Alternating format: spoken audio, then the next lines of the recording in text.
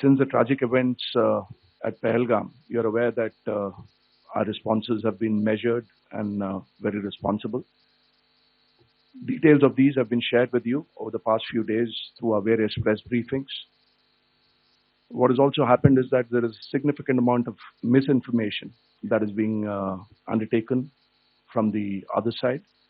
And as a professional military organization, we thought it is also our duty to dispel those misinformation aspects, as also state the facts of the case as they stand. Towards that, I will now hand over to my colleague, Colonel Qureshi. नमस्कार। अब मैं आपको पाकिस्तान की miss information campaign के बारे में अवगत कराऊंगी।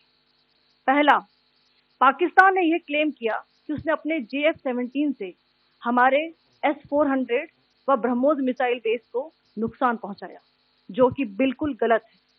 दूसरा, उसका यह भी मिस इन्फॉर्मेशन कैंपेन था कि हमारी एयरफील्ड, जो कि सिरसा, जम्मू, पठानकोट, बठिंडा, नलिया और भुज में है, ये उसका मिस इन्फॉर्मेशन भी बहुत गलत है।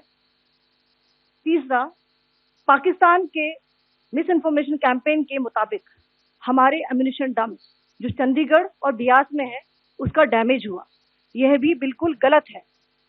हमने आपको मॉर्निंग ब्रीफिंग में बताया था विद फैक्ट्स एंड फिगर के साथ कि ये सारी चीजें बिल्कुल सही सलामत हैं। अब मैं आपको बताना चाहती हूँ कि पाकिस्तान के एक प्रेस कॉन्फ्रेंस में ये बात की गई थी कि उनके सीनियर मिलिट्री ऑफिसर्स, जो कि पूरी तरह से ये भ्रामक हैं और तथ्यों से दूर हैं, कि पाकिस्तान की ओर से ये झूठा आरोप भी लगाया जा रहा है कि भारतीय सेना ने मस्जिदों को नुकसान पहुंचाया। मैं इससे बिल्कुल स्पष्ट करना चाहती हूं कि India is a secular nation और हमारी सेना भारत के कॉन्स्टिट्यूशनल वैल्यूज की एक बहुत प्यारी झलक है।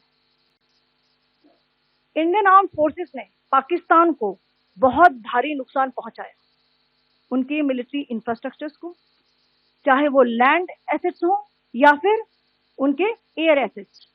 यही नहीं, इंडियन आर्म फोर्सेस ने पाकिस्तान की एयरफील्ड स्कर्दू, जकोबाबाद, सरगोदा और बुलारी को बहुत नुकसान पहुंचाया।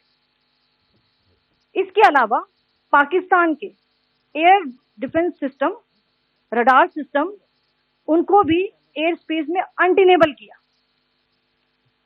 यह भी बताना चाहती हूँ कि लाइन ऑफ कंट्रोल के पास पाकिस्तान के command and control, logistic installation और उनके मिलिट्री इंफ्रास्ट्रक्चर, मिलिट्री पर्सनल का इतना भारी नुकसान हुआ कि पाकिस्तान की ऑफेंसिव व डिफेंसिव कैपेबिलिटी को नष्ट कर दिया गया।